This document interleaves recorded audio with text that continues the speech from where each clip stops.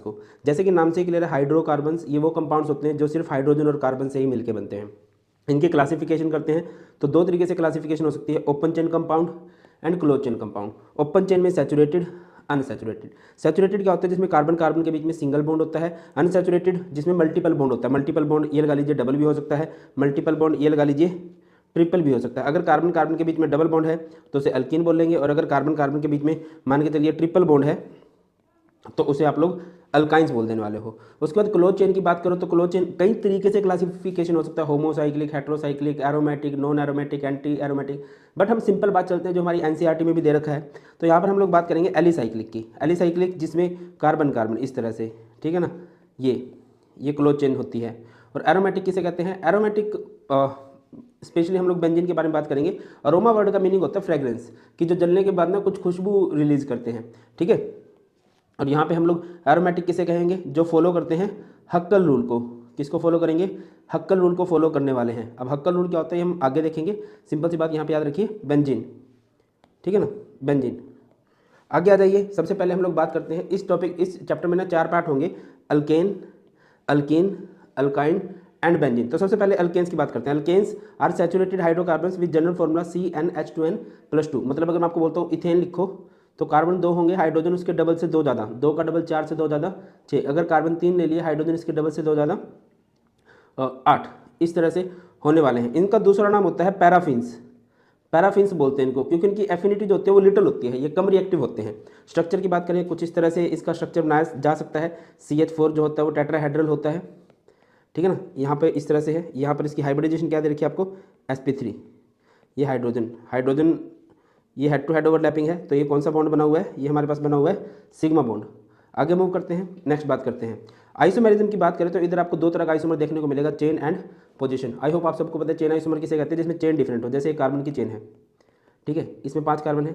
अब ये कार्बन की चेन है, इसमें भी 5 कार्बन है, बट यहाँ पर मेन चेन में 4 कार्बन है, यहाँ पर मेन चेन में 5 कार्बन है। और अगर चेन डिफरेंट होती है कार्बन की तो उसे चेन आइसोमर बोलते हैं। नेक्स्ट आता है पोजीशन आइसोमर। पोजीशन आइसोमर कब आएगा, जैसे कार्बन की चेन है, ठीक है, मिथाइल ग्रुप यहाँ पे सेकंड पोजीशन पे लग गया, जैसे कार्बन की चेन है, मिथाइल ग्रुप यहाँ पे थर्ड पोजीशन पे लग गया। क्लियर है। अच्छा, अगर मैं कार्बन कार्बन के सिंगल बॉन्ड की बॉन्ड लेंथ की बात करता हूँ तो वो होती है 1.54 आंगस्ट्रोम। और अगर कार्बन हाइड्रोजन की बॉन्ड लेंथ की बात करता हूँ वो होती है 1.09 आंगस्ट्रोम। और बॉन्ड एंगल की बात करता हूँ तो यहाँ पर बॉन्ड एंगल होता है 109 डिग्री 28 मिनट। टेट्राहेड्रल ज्योमेट्री में यही बॉन्ड एंगल आपको देखने को मिलेगा। नेक्स्ट मूव करते हैं मेथड्स ऑफ प्रिपरेशन। किसी भी अल्केन को बनाया कैसे जा सकता है।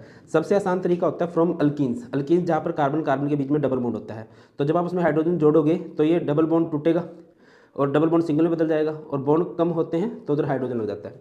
सिमिलरली आप ट्रिपल बॉन्डेड के लिए भी जा सकते हो, जैसे कि हमारे पास अल्काइन है तो इसमें 2H2 जोड़ दो, ट्रिपल बॉन्ड को जोड़ दो बेटा सिंगल में, और बॉन्ड खत्म हुए तो वहाँ पर क्या लग जाएंगे आपके, हाइड्रोजन। और यहाँ पर आप रिड्यूसिंग एजेंट का यूज़ करोगे। रिड्यूसिंग एजेंट क्या है आपके पास, निकल, प्लेटिनम, पैलेडियम। इसके अलावा नेक्स्ट है हमारे पास वुड्स रिएक्शन। वुड्स रिएक्शन में आप लोग क्या करते हो, ये बहुत बढ़िया रिएक्शन है, सीधा डबल कार्बन को कर देती है ये। जैसे कि आपने इधर ले लिया RX, इधर ले लिया 2Na, इधर ले लिया RX, in the presence of dry ether होती है ये, है ना। तो क्या हो जाएगा, मेटल लव्स नॉन मेटल, तो ये 2NX बाहर निकल जाएगा और ये R आपस में जुड़ जाएंगे। मैं आपको एग्जांपल देकर समझाने का प्रयास करता हूँ। जैसे कि यहाँ पर हमारे पास है CH3 Cl, इधर है 2Na और यहाँ पर Cl CH3 है। आपको पता है metal loves non metal, 2NaCl बाहर निकलेगा और ये क्या बन जाएगा, CH3 ये हमारे पास बन जाएगा C2H6। आप कार्बन 2 भी ले सकते हो, C2H5 Cl, इधर हमारे पास है 2Na Cl CH3 नहीं, एक ही जैसा लेना है, अगर आप चेंज करोगे तो दिक्कत हो जाएगी। तो ये बन जाएगा 2NaCl और ये क्या बन जाएगा C2H5 C4H10। कुछ गलती की है, जी हाँ ये गलती की है, मैंने यहाँ पर ड्राई ईथर नहीं लिया है, ड्राई ईथर आप लोगों ने लेना है। आगे मूव करते हैं। नेक्स्ट हमारे पास डी कार्बोक्सिलेशन रिएक्शन। नाम से क्लियर है, D carboxylation. DE word means होता है रिमूवल। कार्बोक्सिल मतलब कार्बोक्सिलिक एसिड को रिमूव करेगा। तो सबसे पहले आप यहाँ पर देखिए कार्बोक्सिलिक एसिड कैसे कहते हैं, RCOOH को, ये एसिड है। और अगर मैं यहाँ पर सोल्ट ऑफ एसिड की बात करूँ, जैसे मैंने आपको बोला सोडियम सोल्ट, तो यहाँ पर इस H की जगह पर लग जाएगा RCOONA। मैंने आपको बोल दिया silver salt of acid, silver salt of acid तो हो जाएगा RCOOAG, ठीक है। मैंने आपको बोल दिया पोटेशियम सोल्ट ऑफ एसिड, तो पोटेशियम सॉल्ट में क्या हो जाएगा भाई, RCOOK। तो जो आपकी डी कार्बोक्सिलेशन रिएक्शन है उसमें आप क्या लोगे, सोडियम सॉल्ट ऑफ एसिड लोगे और उसको ट्रीट कर दोगे सोडा लाइम के साथ। सोडा लाइम से मेरा मतलब क्या है, सोडा लाइम से मेरा मतलब है कास्टिक सोडा एंड क्विकलाइम। अच्छा, इस लेक्चर के नोट्स आपको मिल जाएंगे टेलीग्राम चैनल जो कि भारत पंचाल सर के नाम से है। हाँ, तो क्या करोगे, अब ये पोर्शन यहाँ से बाहर निकल जाएगा, थोड़ा चेंज कर देते हैं सो दैट कि आपके लिए थोड़ा ईजी रह जाए। ये पोर्शन यहाँ से बाहर निकल जाएगा, है ना। तो क्या बाहर निकल गया है, Na2CO3 बाहर और ये RH आपस में जुड़ गए। फिर दोबारा से आपको एग्जांपल ले लो, जैसे कि आप लोगों ने लिया, यहाँ पर मैं लिख देता हूँ C2H5COO Na, इसे सोडियम प्रोपोनोएट बोलेंगे। इसकी रिएक्शन आप लोगों ने करवा दी है with NaOH in the presence of CaO। तो क्या हो जाएगा भाई, एक तो यार ये बार बार आ गया ना, ये मूड खराब हो जाता है। तो ये चीज़ यहाँ से बाहर निकल जाती है, ये चीज़ बाहर निकल जाएगी। Na2CO3 और C2H5 एंड H मिलकर क्या बन जाएगा, C2H6। इसके बाद Kolbe's electrolytic method. Kolbe's electrolytic method में क्या होता है कि आप सॉल्ट ऑफ एसिड लोगे, पानी डालोगे और इलेक्ट्रोलिसिस करवा दोगे, तो ये सारा पोर्शन यहाँ से बाहर निकल जाएगा और यहाँ पर सिर्फ हमारे पास RR बचेंगे। ये COO बाहर निकलेंगे, CO2 Na इधर OH के साथ 2NaOH हाइड्रोजन। एग्जाम्पल करना चाहो तो एग्जाम्पल कर सकते हो, जैसे कि आपने लिया CH3COO Na 2 टाइम्स है, इसकी रिएक्शन आप लोगों ने करा दी विद वाटर और यहाँ से आप इलेक्ट्रोलिसिस करवा रहे हो, इसमें से आप करंट पास करवा रहे हो, तो ये सारे का सारा पोर्शन बाहर। तो CH3 जुड़ जाएगा, ठीक है ना। यहाँ पर COO 2 टाइम्स क्या बन जाएंगे, 2 टाइम्स ऑफ CO2, Na इधर के OH के साथ 2 टाइम्स ऑफ NaOH और यहाँ से हाइड्रोजन गैस रिलीज होने वाली है। आगे बढ़ो, नेक्स्ट होती है इसकी फिजिकल प्रॉपर्टीज। फिजिकल प्रॉपर्टीज में सबसे पहले मैं फिजिकल स्टेट की बात करूँ, कार्बन 1 to 4 गैस होती है, 5 to 17 लिक्विड स्टेट में होता है, 18 या उससे ज़्यादा जो होते हैं वो सॉलिड हो जाते हैं। सॉल्युबिलिटी की बात करते हैं तो देखिए ये हमारे पास नॉन पोलर सब्सटेंस है और पानी पोलर होता है। तो organic substance generally non polar होते हैं, तो बहुत ज़्यादा ऑर्गेनिक सब्सटेंस पानी में घुलना पसंद नहीं करते हैं, और अगर कोई घुलता है तो इसका मतलब वो पानी के साथ हाइड्रोजन बॉन्ड बना रहा है। पानी के साथ हाइड्रोजन बॉन्ड बनाना कंपलसरी है अगर कोई पानी में घुलना चाहता है तो। अल्केन्स नहीं घुलते हैं, ठीक है ना। ये पेट्रोल डीजल से हमें मिलते हैं, और पेट्रोल जैसे होते हैं, पेट्रोल आपको पता पानी में नहीं घुलता, ऑयल पानी में नहीं घुलता। These are insoluble in water but soluble in non polar solvent. Non polar से मेरा मतलब है बेंजीन, कार्बन टेट्राक्लोराइड, मतलब जो खुद भी ऑर्गेनिक है उनके अंदर ये घुल जाएगा। इसकी जो डेंसिटी है वो लेस देन वाटर होती है, तो ये वाटर के ऊपर फ्लोट करता है। बॉइलिंग पॉइंट की बात करें तो बॉइलिंग पॉइंट सिंपल है भाई, पूरी ऑर्गेनिक केमिस्ट्री का ट्रेंड यही रहता है लगभग। बॉइलिंग पॉइंट जो होता है वो डायरेक्टली प्रोपोर्शनल होता है मॉलिक्यूलर मास के, डायरेक्टली प्रोपोर्शनल होता है टू द सरफेस एरिया के, और इन्वर्सली प्रोपोर्शनल होता है टू द ब्रांचिंग। मतलब अगर कहीं पर मॉलिक्यूलर मास बढ़ेगा तो उसका बॉइलिंग पॉइंट बढ़ जाएगा। सर कैसे कह रहे हो ये बात, जैसे कि कोई आपसे पूछे 2 कार्बन है, किसी जगह पर 3 कार्बन है, किसी जगह पर 4 कार्बन है, किसी जगह पर 5 कार्बन है, तो किसका बॉइलिंग पॉइंट सबसे ज़्यादा होगा, इस केस में, सबसे कम होगा इस केस में। ये वाला फंडा रहता है। आगे बढ़िए, केमिकल प्रॉपर्टीज़। केमिकल प्रॉपर्टीज़ में आप कर देते हो हैलोजिनेशन, और हैलोजिनेशन देखिए जैसे कार्बन है इधर मैं कराता हूँ, जैसे कि ये कार्बन है, इधर लगे हुए हाइड्रोजन, आप इसकी हैलोजिनेशन कर रहे हो, आप लोग इसकी रिएक्शन कराओगे Cl2 के साथ in the presence of sunlight. इस रिएक्शन को बोला जाता है फ्री रेडिकल सब्सटीट्यूशन। तो यहाँ पर जो Cl है वो जाएगा इस H की जगह, ये बन जाएगा CH3Cl। फिर आप लोग इसकी रिएक्शन करा दो with Cl2 in the presence of sunlight, तो Cl दोबारा से जाएगा, तो ये हो जाएगा CH2Cl2। समझ रहे हो हुआ क्या है, Cl गया उधर से H आया HCl, फिर दोबारा से आप लोगों ने इसकी रिएक्शन करा दी Cl2 के साथ, तो Cl दोबारा गया एक Cl, तो क्या बन गया CHCl3। फिर दोबारा से आप लोगों ने इसकी रिएक्शन कराई Cl2 के साथ, Cl दोबारा गया, ये क्या बन गया CCl4। शायद आपको समझ में नहीं आई, मैं बताता हूँ कि क्या है कि अगर हम कार्बन की हैलोजिनेशन करते रहेंगे तो यहाँ पर हैलोजन लगते चले जाएंगे, हाइड्रोजन बाहर निकलते रहेंगे। और अगर आप कभी चाहते हो, जैसे कि यहाँ पर भी कई सारे हाइड्रोजन है तो लगता रहेगा, बट अगर आप चाहते हो सिर्फ एक ही बार हैलोजन लगे, बार बार हैलोजन ना लगे, तो आप स्पेशली मेंशन करोगे कि मैंने यहाँ पर मोनो हैलोजिनेशन की है, मोनो हैलोजिनेशन। तो जो 2 Cl हैं उनमें से एक Cl इधर से H को हटाएगा, ये बन जाएगा CH3CH2Cl। इस तरह से रिएक्शन होगी।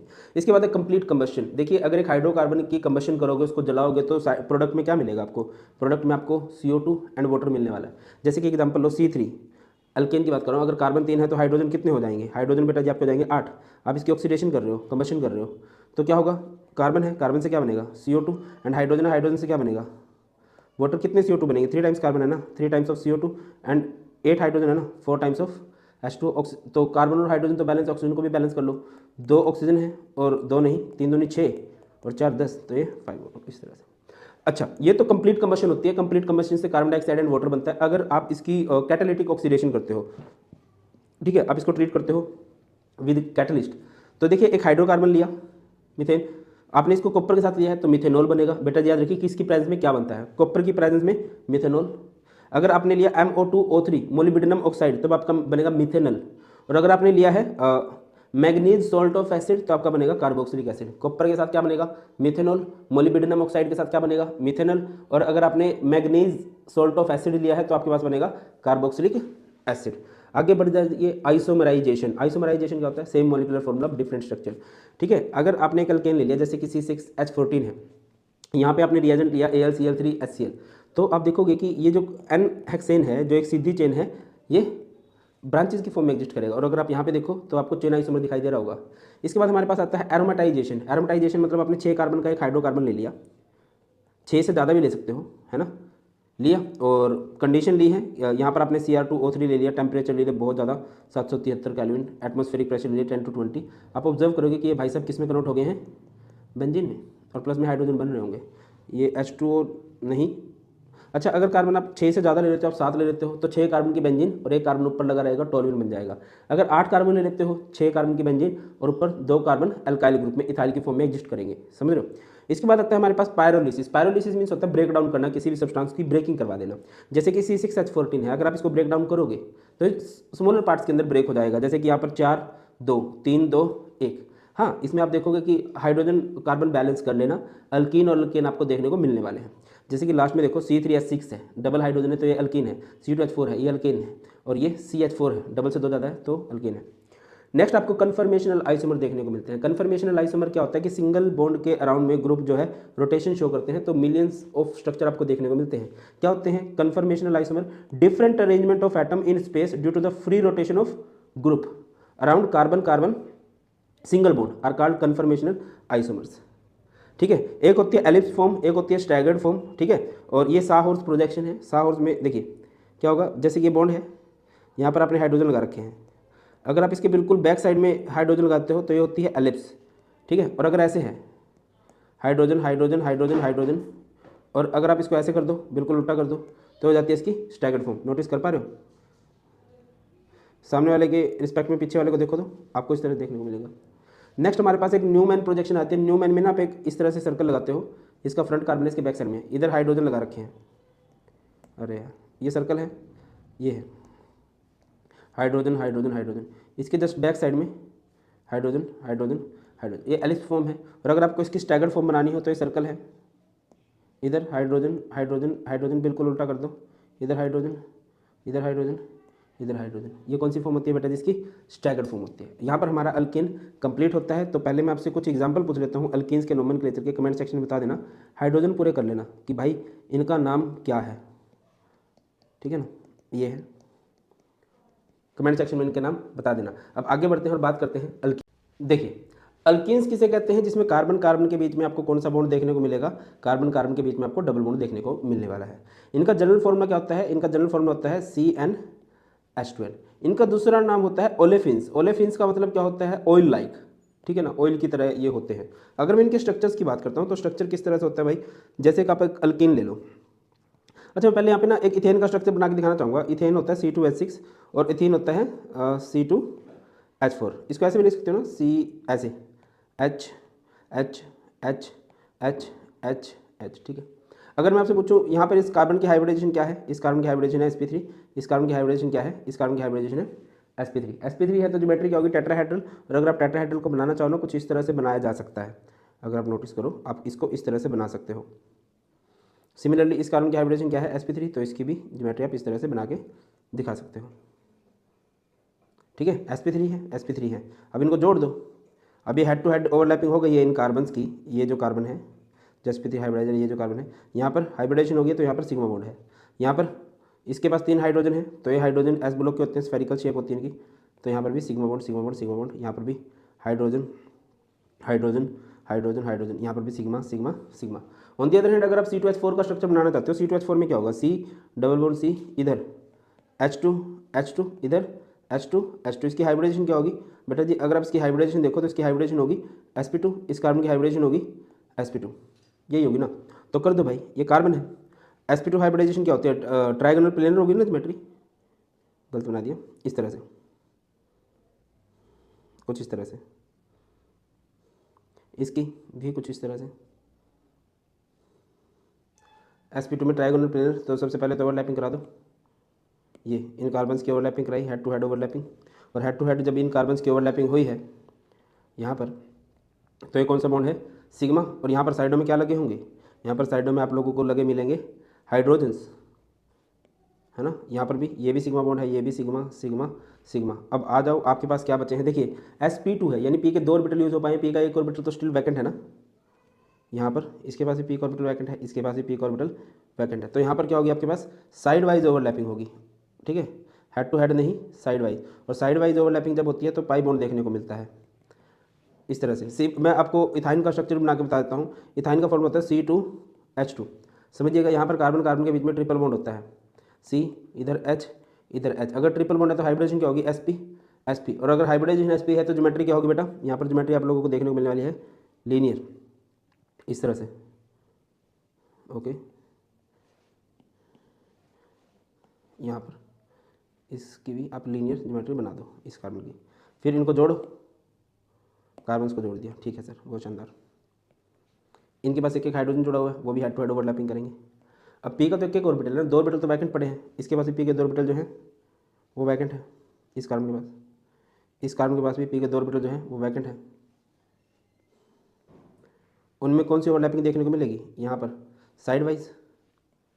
कौन सी ओवरलैपिंग देखने को मिलेगी, साइड वाइज। और साइड वाइज ओवरलैपिंग है तो यहाँ पर देखिए ये सिग्मा बॉन्ड, ये सिग्मा बॉन्ड, ये सिग्मा बॉन्ड, ये पाई पाई, ये साइड वाइज पाई पाई। इस तरह से स्ट्रक्चर बनाने आ सकते हैं, आपको आने चाहिए। इसके बाद आइसोमेरिज्म, तो यहाँ पर आपको 4 तरह के आइसोमर देखने को मिलेंगे, chain, position, ring chain and geometrical. Chain isomers क्या होते हैं, चेन आइसोमर्स जिसमें चेन डिफरेंट होगी, जैसे यहाँ पर ध्यान दो, यहाँ पर ध्यान दो, है ना, फॉर्मूला तो सेम ही है बट चेन डिफरेंट होगी ना, इधर स्ट्रेट चेन इधर ब्रांच चेन है।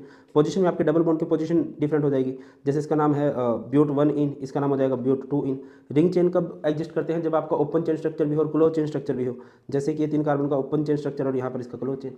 इसके बाद ज्योमेट्रिकल में आपको सिस ट्रांस देखने को मिलेगा, है ना, अगर सेम ग्रुप सेम साइड में है तो सिस, और अगर सेम ग्रुप आपके अपोजिट साइड में है तो ट्रांस। ज्योमेट्रिकल आइसोमर की एग्जिस्टेंस के लिए, सिस ट्रांस आइसोमर की एग्जिस्टेंस के लिए 3 कंडीशन होती है। कार्बन कार्बन के बीच में डबल बॉन्ड होना चाहिए, कार्बन के पास जो 2 ग्रुप होंगे वो डिफरेंट होने चाहिए, जो डबल बॉन्डेड कार्बन होते हैं, डबल बॉन्ड के दोनों तरफ जो कार्बन लगे होते हैं उनके पास कम से कम एक ग्रुप सेम होना चाहिए। ये कंडीशंस होती हैं, याद रखना। इसके बाद प्रिपरेशन की बात करते हैं, तो प्रिपरेशन सबसे पहले आप कहाँ से करोगे, इसकी अल्काइंस की हाइड्रोजनेशन कर दो। डिपेंड करता है कि आप हाइड्रोजनेशन किसकी प्रेजेंस में कर रहे हो। अगर आप इसकी हाइड्रोजनेशन कर रहे हो पैलेडियम के साथ, पैलेडाइज चारकोल बोलते हैं इसको, या फिर सोडियम लिक्विड अमोनिया के साथ, अगर आप कर रहे हो पैलेडियम विद CaCO3 तो यहाँ पर आपका सिस मिलेगा, आपको ट्रिपल बॉन्ड डबल में टूटेगा, हाइड्रोजन ऐसे लग जाएंगे। और अगर आप सोडियम विद लिक्विड अमोनिया तो आपको ट्रांस मिलने वाला है। इसके बाद acidic dehydration of alcohol. Dehydration नाम से ही क्लियर है, DE मींस रिमूवल, हाइड्रेशन का मतलब होता है वाटर। तो आपके पास एक अल्कोहल है, जब आप इसको कंसंट्रेटेड H2SO4 के साथ ट्रीट करोगे, ये अल्फा होता है, जिस कार्बन के पास अलग सा ग्रुप जुड़ा होता है, उससे नेक्स्ट वाला कहलाता है बीटा। तो क्योंकि बीटा पोजिशन से हाइड्रोजन गया है तो इस टॉपिक का दूसरा नाम बीटा एलिमिनेशन भी होता है। क्या होता है, बीटा एलिमिनेशन। तो यहाँ से H और OH बाहर निकल जाएगा और यहाँ पर CH2 उनके बीच में कौन सा बॉन्ड आ जाएगा, डबल बॉन्ड। सिमिलरली डिहाइड्रेशन की तरह एक रिएक्शन होती है डिहाइड्रोहैलोजिनेशन, ठीक है, हाइड्रोजन और हैलोजन लगा हुआ है, आपने अल्कोहलिक KOH लिया, किसने जाना ही जाना है, इसने जाना ही जाना है, ये अल्फा है, इससे नेक्स्ट बीटा है, ये दोनों चले गए, और जब ये दोनों चले गए तो यहाँ पर डबल बॉन्ड आ जाएगा। कहानी में थोड़ा ट्विस्ट कब आ जाता है, अगर किसी के पास 2 बीटा पोजिशन हो जाए। मैं आपको एग्जाम्पल देकर समझाने का प्रयत्न करता हूँ, जैसे कि CH3 CH2 CH Br CH3। अच्छा, डिहाइड्रेशन के लिए आपके पास H2SO4 होना चाहिए, और डिहाइड्रोहैलोजिनेशन के लिए आपके पास कंपलसरी है, क्या होना चाहिए, अल्कोहलिक KOH। जिस कार्बन पे अलग सा ग्रुप लगा हुआ होता है अल्फा, उससे नेक्स्ट बीटा, उससे नेक्स्ट गामा, सिमिलरली बीटा। तो क्या होगा भाई, यहाँ पर अब 2 बीटा है तो ये इसके साथ भी जा सकता है, ठीक है, जैसे कि आपने इसके साथ भेज दिया तो आपका प्रोडक्ट बन गया CH3 CH double bond CH CH3। और पॉसिबल है कि आप इसको Br को इसके साथ ना भेजो, आप इस Br को भेज दो किसके साथ, आप इस Br को भेज दो इसके साथ, भेज दिया CH3 CH2 CH double bond CH2। तो ये भी आपके पास अल्कीन बना है, ये भी अल्कीन बना है। 2 प्रोडक्ट बनते हैं ना, तो वहाँ पर मेजर माइनर वाला कंसेप्ट लग जाता है। यहाँ पर डबल बॉन्डेड कार्बन के पास 2 हाइड्रोजन है, यहाँ पर डबल बॉन्डेड कार्बन के पास 3 हाइड्रोजन है। तो याद रखिए ये प्रोडक्ट मेजर होगा। ये बात किसने बताई थी, सेजेफ ने। ये प्रोडक्ट माइनर होगा। सेजेफ दादा ने क्या बताया था, more substituted alkene will be the major product. जो ज़्यादा सब्सटीट्यूटेड अल्कीन है विल बी मेजर। ये ज़्यादा सब्सटीट्यूटेड है, इसकी तरफ देखो 2 तरफ अल्काइल ग्रुप है, इसकी तरफ देखो सिर्फ एक तरफ अल्काइल ग्रुप है। आगे बढ़ते हैं, नेक्स्ट है हमारे पास डीहैलोजिनेशन, नहीं हाँ डीहैलोजिनेशन। आप एक विसिनल डाइहैलाइड जिसमें एडजेसेंट पोजीशन पे 2 हैलोजन, उसको जिंक के साथ ट्रीट करोगे तो आप नोटिस करोगे ZnBr2 बाहर निकल गया। इसके बाद इसकी एडिशन रिएक्शन करवा रहे हैं, पहले आपने इसकी रिएक्शन, इसमें डाई हाइड्रोजन जोड़ा, डबल बॉन्ड सिंगल में टूटेगा, हाइड्रोजन हाइड्रोजन लग जाएगा, और जो आपका अल्कीन है वो आपका कन्वर्ट हो जाएगा अल्केन में। फिर आपने हैलोजन जोड़ा Br2, इस अल्कीन में जब जोड़ोगे डबल बॉन्ड सिंगल में टूटेगा, 2 Br है, एक यहाँ लग जाएगा, एक यहाँ लग जाएगा। और ये जो रेडिश ब्राउन कलर होता है इसका रेडिश ब्राउन कलर उड़ान भर जाता है। इसके बाद एडिशन ऑफ हाइड्रोजन हैलाइड, ये बहुत इंपॉर्टेंट है और इससे रिलेटेड ना 11th और 12th दोनों ही क्लासेस में कंसेप्ट बन जाता है, तो इसको थोड़ा सा डिटेल में देख लेते हैं क्या होता है कंसेप्ट भाई। यहाँ पर देखिए, ये आपके पास डबल बॉन्ड है, ये HBr है। HBr डबल बॉन्ड जब जोड़ोगे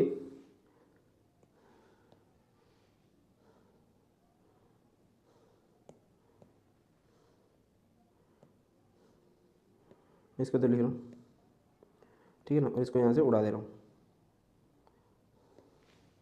दोनों रूल को समझा रहा हूँ। जैसे CH3 CH double bond CH2 आपने इसमें HBr जोड़ा, तो क्या होगा, देखिए अगर आप इसको ऐसे जोड़ते हैं, जैसे कि मान के चलो मेरे पास ये है CH2 डबल बॉन्ड CH2, आप इसमें HBr जोड़ने वाले हो, तो क्या होगा, डबल बॉन्ड टूटेगा सिंगल में, एक जगह पर जाएगा CH3 और एक जगह पर जाएगा CH2Br, एक जगह पर H पॉजिटिव, एक जगह पर आपने भेज दिया H और एक जगह पर आपने भेज दिया Br, कोई दिक्कत नहीं है।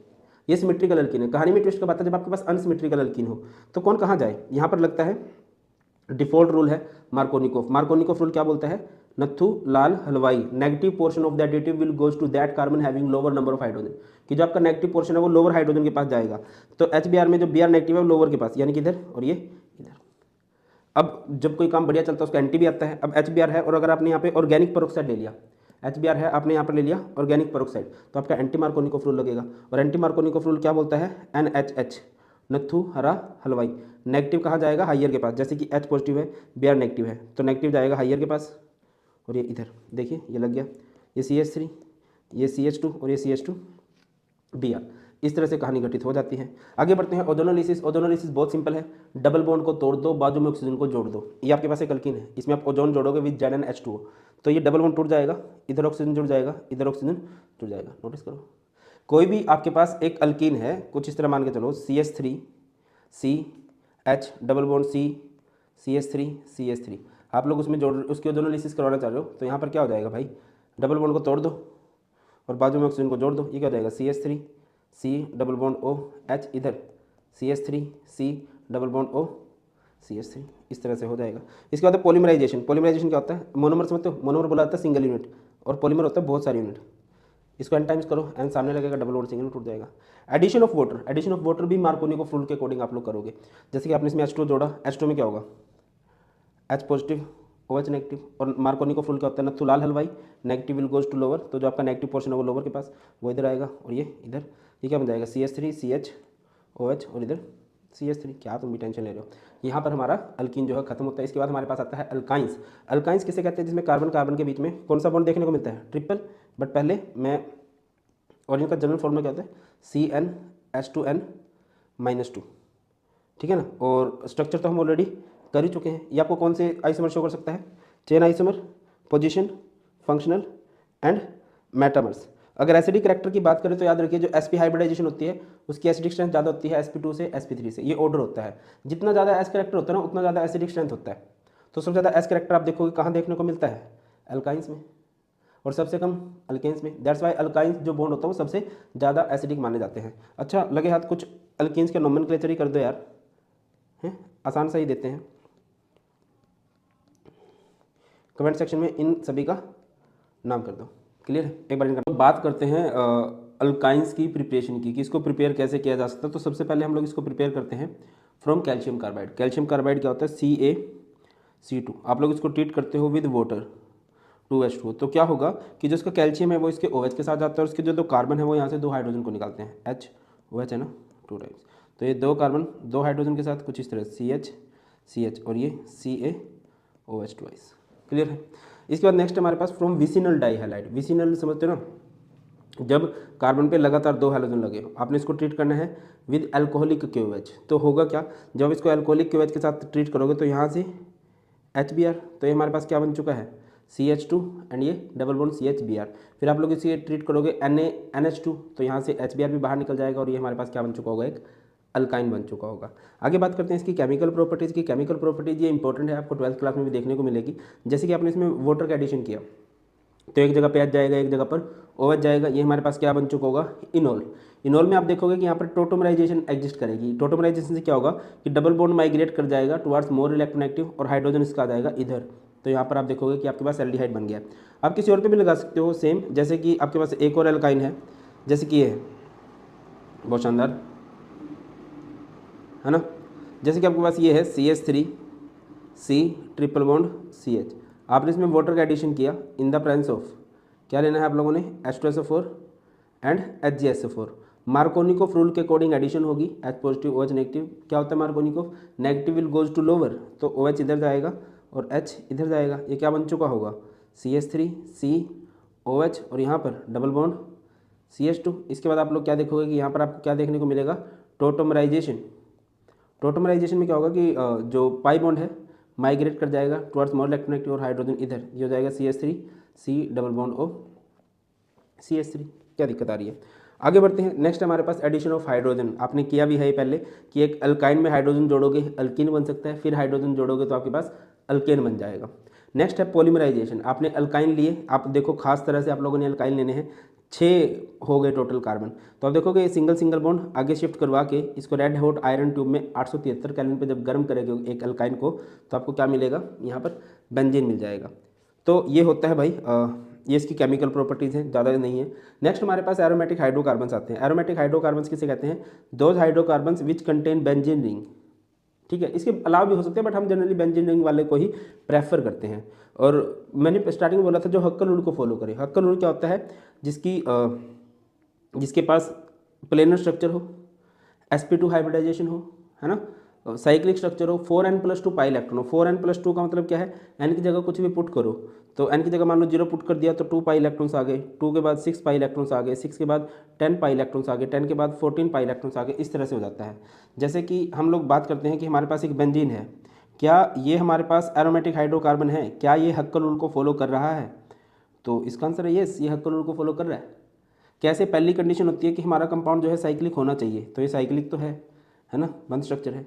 दूसरी कंडीशन होती है कि प्लेनर ज्योमेट्री होनी चाहिए, या फिर आप इसे कह सकते हो कि sp2 हाइब्रिडाइजेशन होनी चाहिए। अगर आप हर एक कार्बन को देखो, जैसे इस कार्बन को देखो इसने डबल बॉन्ड बना रखा है, इस कार्बन को देखो इसने डबल बॉन्ड बना रखा है, इस कार्बन को देखो इसने डबल बॉन्ड, इस कार्बन ने डबल बॉन्ड, हर एक कार्बन ने डबल बॉन्ड ही तो बना रखे हैं, तो sp2 हाइब्रिडाइजेशन है। और तीसरी कंडीशन होती है 4n+2 पाई इलेक्ट्रॉन्स होने चाहिए। तो पाई बॉन्ड देखो कितने हैं, 1 2 3 पाई बॉन्ड यानी कितने पाई इलेक्ट्रॉन, 6 पाई इलेक्ट्रॉन, और ये हमारी कंडीशन को सेटिस्फाई कर रहा है, तो ये हमारे पास क्या है, हाँ आप इसे बोल सकते हो कि ये एरोमेटिक हाइड्रोकार्बन है। नेक्स्ट है, आप बेंजीन को बना कैसे सकते हो, जैसे तो आपको याद होगा सबसे स्टार्टिंग में बनाया था हम लोगों ने, कार्बन लिए थे 6, हाइड्रोजन लिए थे 14, है ना, और वहाँ पे उसको गर्म कर दिया था हमने, जैसे MO2O3 या और भी बहुत सारी चीज़ें हो सकती हैं, बहुत ज़्यादा टेम्परेचर लिया था और 10 to 20 एटमॉस्फेरिक प्रेशर लिया था, तो ये हमारे पास बेंजीन में कन्वर्ट हो गया था। इसके अलावा जस्ट अभी इथाइन लिया था रेड हॉट आयरन ट्यूब में 873 केल्विन पे, याद होगा ना, अभी किया तो था यार इथाइन वाला, कुछ ऐसा था, carbon carbon carbon carbon carbon carbon, ये है H H H H H H triple bond, ठीक है। अब क्या हो जाएगा, यहाँ से एक बॉन्ड को आगे भेज दो तो क्या होगा, CH CH CH CH CH CH, यहाँ पर double single double single double single, इस तरह से रेड हॉट आयरन ट्यूब में 873 केल्विन टेम्परेचर लेना है। इसके अलावा हमारे पास sodium salt of aromatic acid है, इसे सोडियम बेंजोइड बोलते हैं। इसकी रिएक्शन अगर आप NaOH के साथ कराओगे तो क्या ऑब्जर्व करते हो कि ये पोर्शन बाहर निकल जाएगा, इसे सोडा लाइम प्रोसेस बोलते हैं,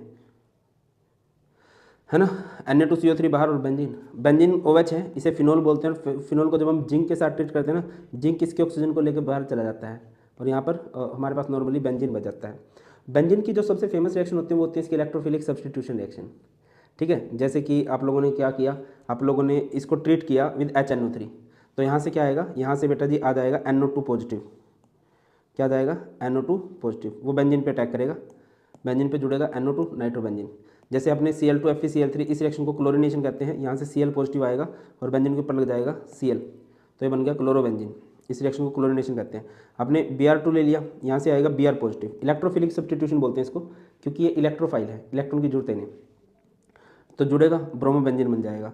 RCl है, इसे बोला जाता है फ्रीडल क्राफ्ट एल्काइलेशन, तो यहाँ से पॉजिटिव पोर्शन होता है R पॉजिटिव, तो ये R पॉजिटिव जुड़ता है बेंजीन के ऊपर, ठीक है, और बेंजीन के ऊपर R जुड़ गया तो ये बन गया एल्काइल बेंजीन।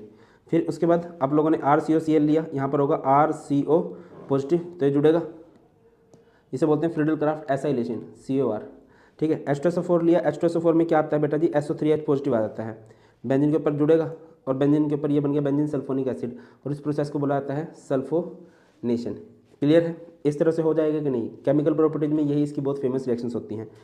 अभी बात कर लेते हैं एक्टिवेटिंग एंड डीएक्टिवेटिंग ग्रुप्स की। एक्टिवेटिंग ग्रुप किसे कहते हैं? जो बेंजीन की एक्टिविटी को बढ़ा देते हैं। और डीएक्टिवेटिंग ग्रुप किसे कहते हैं? जो बेंजीन की एक्टिविटी को घटा देते हैं। ठीक है, अब जैसे कि ना आप इसको नोटिस करो, ये है, आप सबने पढ़ा होगा पॉजिटिव रेजोनेंस और नेगेटिव रेजोनेंस, बहुत अच्छे से करा रखा है मैंने, आप देख भी सकते हो। बेसिक ऑफ ऑर्गेनिक की वीडियो में सबको स्ट्रॉन्गली रिकमेंड करता हूँ, जरूर देखनी चाहिए।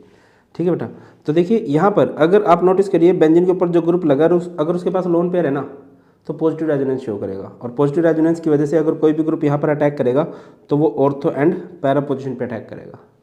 ठीक है, और अगर मान के चलिए यहाँ पर कोई ग्रुप लगा हुआ है बेंजीन के ऊपर, जैसे कि COOH ग्रुप जो लगा हुआ है, ग्रुप का जो पहला एटम है, अगर उसके पास पाई बॉन्ड है ना तो वो नेगेटिव रेजोनेंस शो करेगा, वो एक डीएक्टिवेटिंग ग्रुप की तरह एक्ट करेगा। ठीक है, वो बेंजीन से इलेक्ट्रॉन खींचने की क्षमता रखते हैं।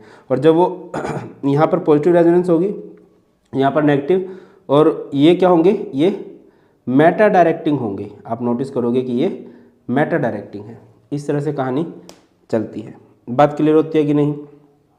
बस यही है हमारे पास कि कौन मेटा डायरेक्टिंग होते हैं। आप देख लेना कि यार उसके पास लोन पेयर है क्या? लोन पेयर है तो पॉजिटिव रेजोनेंस है, और अगर उसके पास पाई बॉन्ड है तो नेगेटिव रेजोनेंस है, वो मेटा डायरेक्टिंग होगा। ठीक है, तो ये था जी हमारा सिंपल सा